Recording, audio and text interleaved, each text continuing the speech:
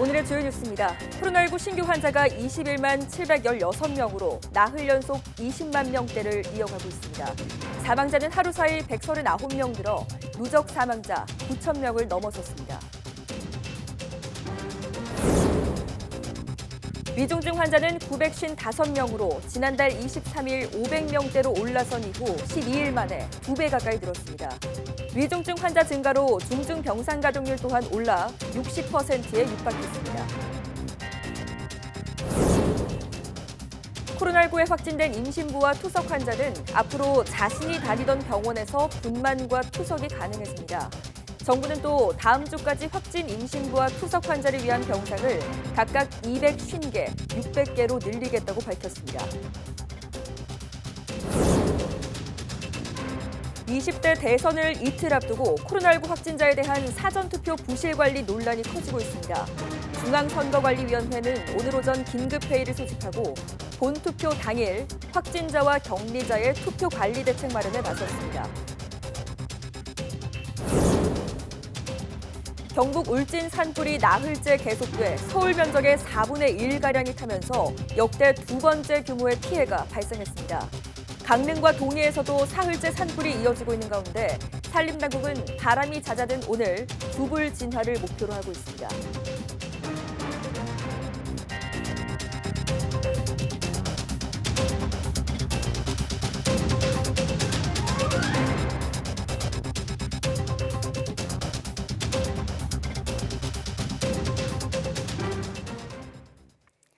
여러분 안녕하십니까? 3월 7일 오전 사이언스 투데이 시작합니다.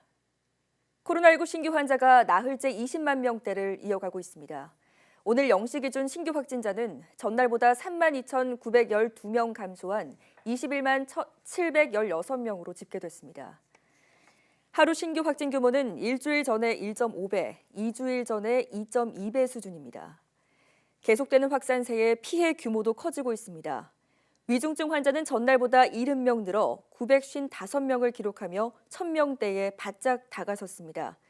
사망자는 하루 사이 139명 늘어 누적 사망자는 9,096명이 됐습니다. 오미크론 변이 대유행으로 재택치료를 받는 환자가 115만 명을 넘어섰습니다. 오늘 0시 기준 재택치료 대상자는 하루 사이 3만 6천여 명 증가한 115만 6,185명입니다. 이 가운데 하루 2번씩 모니터링을 하는 집중관리군은 18만 1,939명에 이릅니다. 코로나19 전체 확진자 수가 폭증하며 위중증 환자도 늘면서 중환자 병상 가동률도 꾸준히 올라가고 있습니다. 오늘 0시 기준 전국의 중환자 병상 가동률은 59.8%로 전날보다 3.4%포인트 높아지며 60%에 근접했습니다.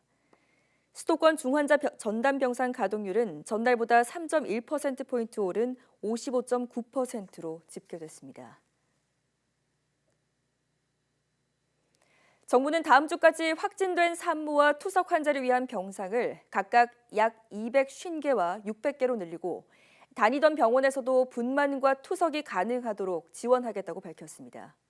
권덕철 중앙재난안전대책본부 1차장은 확진된 산모들을 위한 병상을 다음 주까지 250여 개로 늘리고 원래 다니던 일반 병원에서도 안전하게 분만할 수 있도록 건강보험 수가를 개선하고 정비하겠다고 말했습니다. 또 확진된 투석 환자들을 위한 병상도 다음 주까지 약 600개까지 확대해서 평소 다니던 투석 의료기관에서도 계속 치료받을 수 있도록 적극 지원하겠다고 밝혔습니다.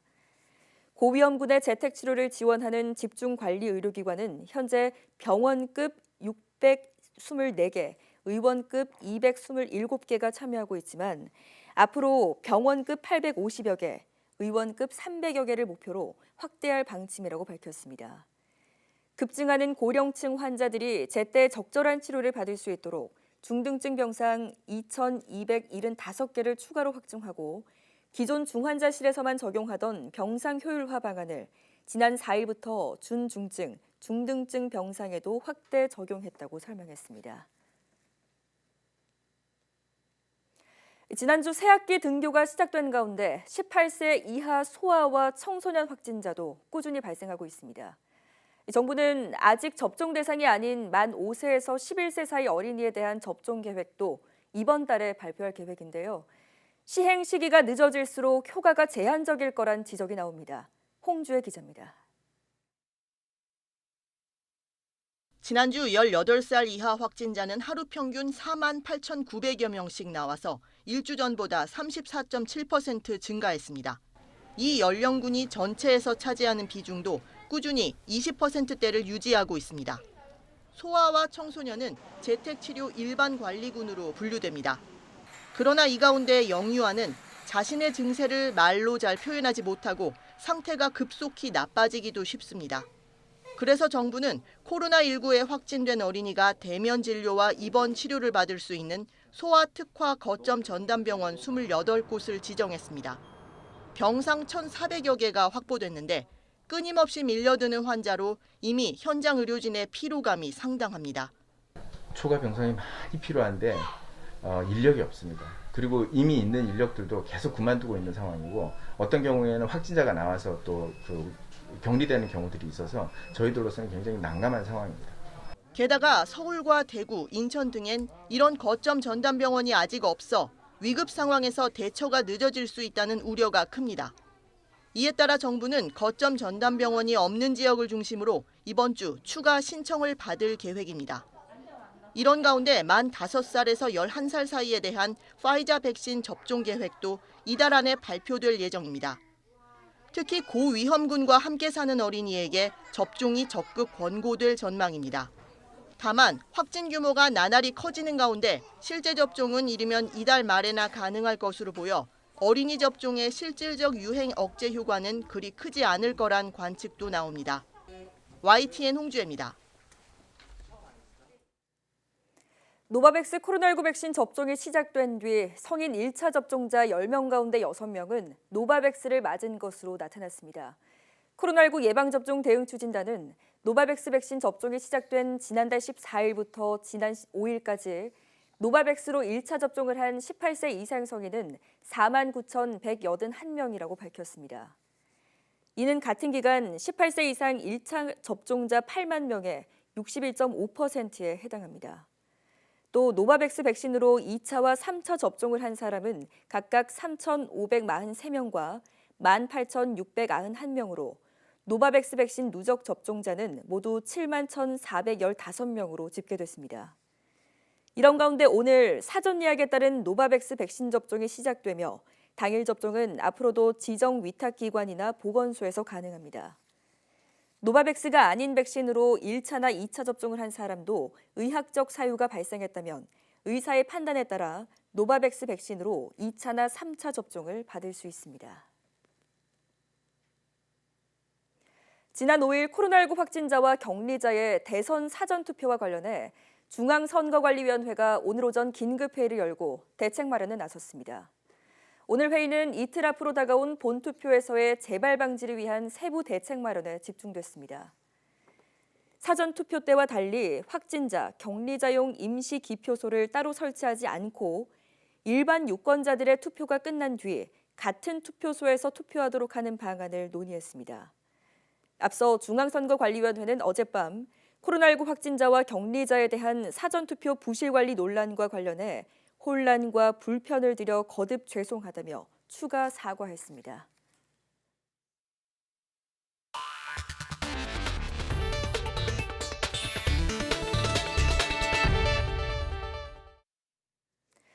건조한 날씨 속에 동해안 지역 산불이 나흘째 진화 작업에 어려움을 겪고 있습니다. 어젯밤까지 피해 면적만 15,000여 헥타르로 여의도 면적의 53배, 서울시 면적의 4분의 1 크기가 소실됐습니다. 동시다발적인 산불에 바람 방향까지도 수시로 바뀌고 있어서 소방당국을 애태우고 있습니다. 정유신 기자가 취재했습니다. 사흘간 활활 타오른 산불이 휩쓸고 가면서 15,000여 헥타르가 잿더미가 됐습니다. 여의도 면적의 53배로 축구장 2만여 개를 넣을 수 있는 면적입니다. 워낙 지금 화산 범위가 굉장히 넓습니다. 지난 합천 고령 산불에 약 18배가 되는 그런 면적이기 때문에 하루 안에 모든 화선을 진압하는 것은 좀 어렵다고 생각이 됩니다. 전국적인 소방 인력과 장비에 군 병력까지 동원돼 사투를 벌이고 있지만 진화가 쉽지 않습니다. 대규모 산불로 연기가 하늘을 뒤덮어 베테랑 헬기 조종사들도 물을 뿌려야 할 정확한 포인트를 찾기 어렵습니다. 또 전국에서 동시다발적인 산불로 헬기를 분산 투입할 수밖에 없는 상황입니다. 여기저기 씻어준 송존탑 역시 헬기 진화 작업에 큰 걸림돌입니다. 오락가락하는 바람도 문제입니다. 첫날 순간 초속 25m의 강한 남서풍을 타고 삼척까지 확산한 산불은 이튿날엔 남쪽으로 방향을 다시 틀어 울진 방향으로 불길을 키웠습니다. 오전에 북서풍이 오후엔 북동풍으로 바뀌며 200년 넘는 노송 8만여 그루가 자라는 금강송 군락지를 위협하는 등 당국의 대처를 힘들게 하고 있습니다. 강풍특보는 대부분 해제됐지만 여전히 순간풍속 초속 15m 이상의 강한 바람이 불고 있고 야속하게 비 소식마저 멀리 있습니다. 현재 우리나라가 이제 계속 이동성 고기압 형태로 지나가고 있기 때문에 기압고울이 통과하고 있지 않습니다. 가장 빠르게 비가 온다면 12일 저녁서부터 13일 사이인데 이 이전까지는 계속 가뭄 지역이 확대될 것으로 예상이 됩니다. 때문에 건조하고 강한 바람을 이겨내며 산불을 꺼야 하는 힘겨운 상황이 당분간 이어질 것으로 보입니다. YTN 정유준입니다. 네, 앞서 리포트에서 보신 것처럼 경북 울진 산불 진화 작업이 나흘째 이어지는 가운데 산림당국은 오늘 중에 불머리, 화두를 잡겠다고 밝혔습니다. 산림청장은 오늘 오전 경북 울진 진화 지휘본부에서 진행한 브리핑에서 서쪽으로 확산하고 있는 화두를 제압하는 것이 오늘 진화의 목표라고 밝혔습니다. 이를 위해 현장에 헬기 53대를 투입하고 강원 강릉과 동해 지역 산불이 진화되는 오후에는 18대를 추가 투입한다는 계획입니다. 오전 9시 기준 진화율은 50%고 오전에는 바람이 초속 1.9m 정도로 비교적 약해서 진화 작업을 집중적으로 진행한다는 계획입니다. 다만 화선이 60km에 이르는 등 길고 불길 주변의 짙은 연무 때문에 헬기 이동이 자유롭지 않은 것이 방해 요인이라고 설명했습니다. 교육부는 산불이 발생한 경북 울진 지역에서 연기가 섞인 짙은 안개로 인해 4개 학교가 원격 수업으로 전환하거나 휴업했다고 밝혔습니다. 원격 수업으로 전환한 학교는 경북 울진의 부구중과 죽변중, 죽변고 등 3곳이고 부구초는 비상 돌봄을 제외하고 재량 휴업에 들어갔습니다. 교육부는 그러나 산불이 발생한 울진과 삼척에서 학생이나 교직원의 인명 피해는 없었고 학교 시설 피해도 교육 활동에 직접적인 영향은 없어 나머지 대부분 학교는 정상 등교했다고 설명했습니다.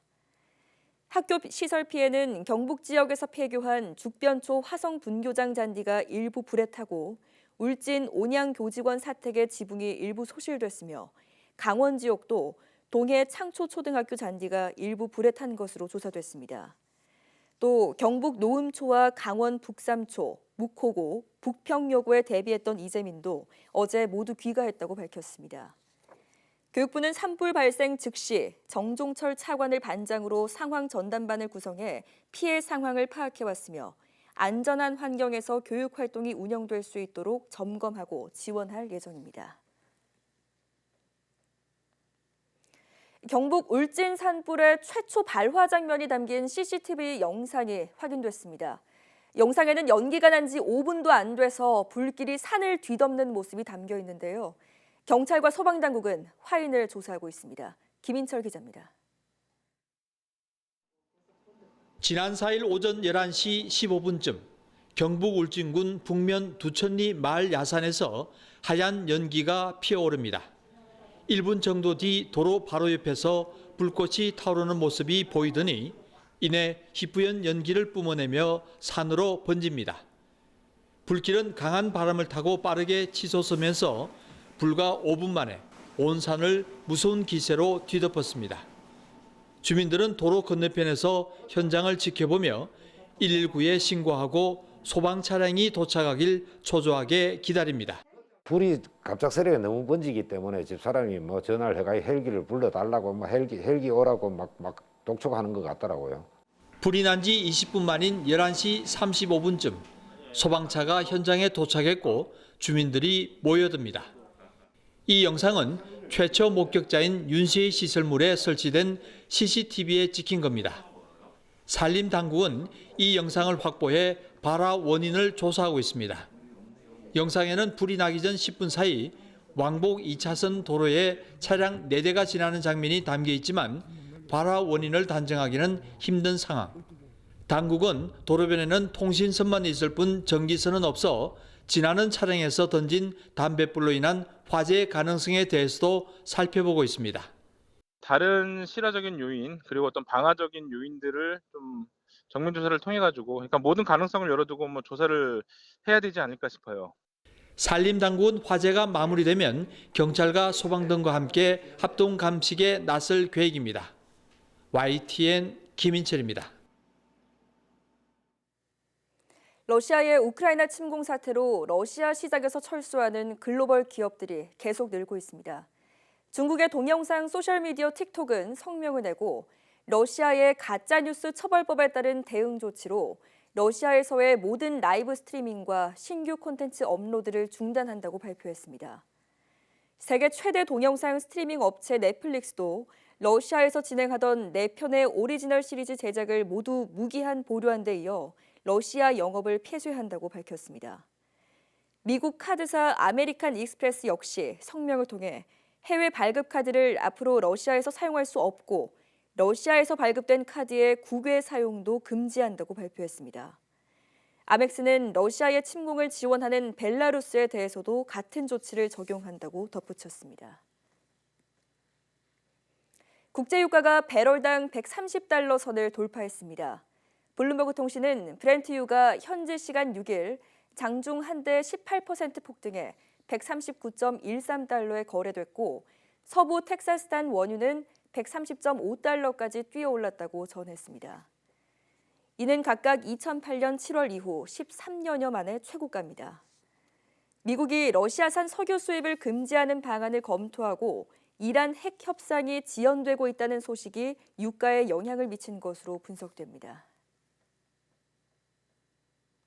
오는 10월 25일부터 미국 연방정부 조달 시장에 참여할 때 미국산 제품으로 인정받기 위해선 미국에서 생산된 부품의 비율이 전체 부품의 60% 이상을 차지해야 합니다.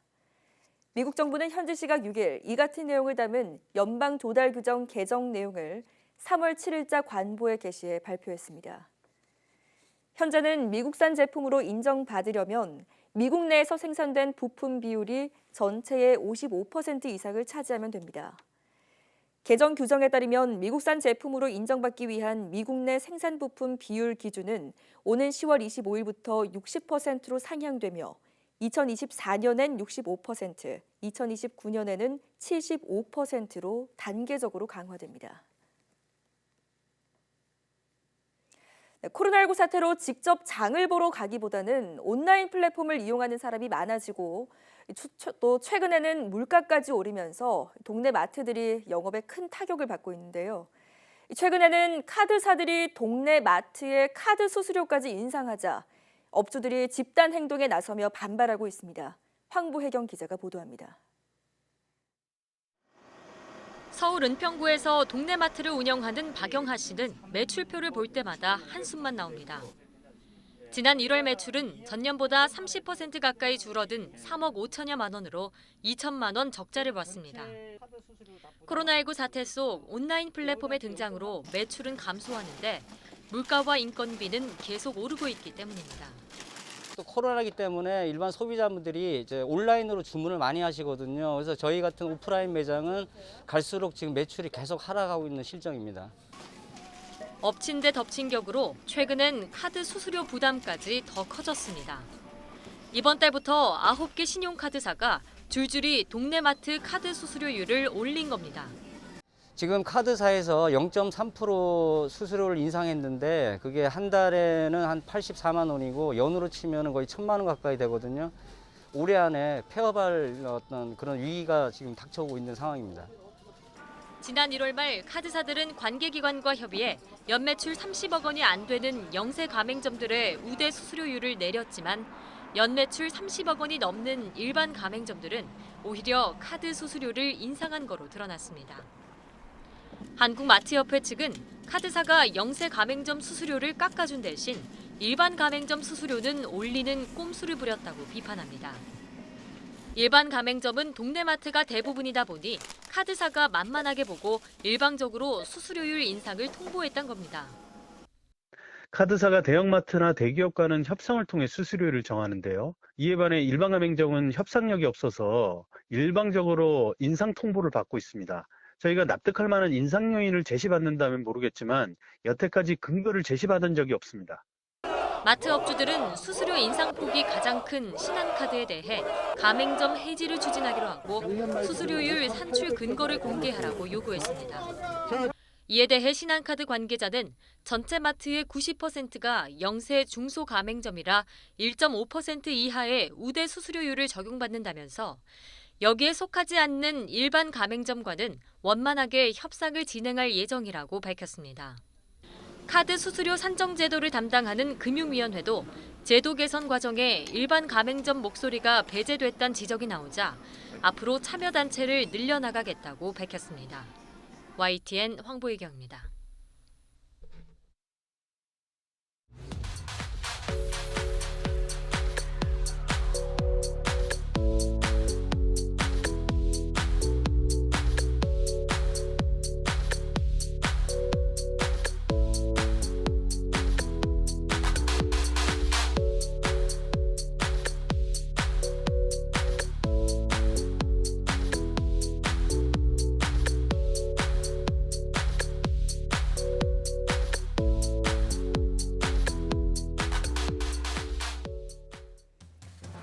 콩팥은 크기는 작지만 우리 몸속 노폐물을 걸러내는 중요한 역할을 하는 장기죠.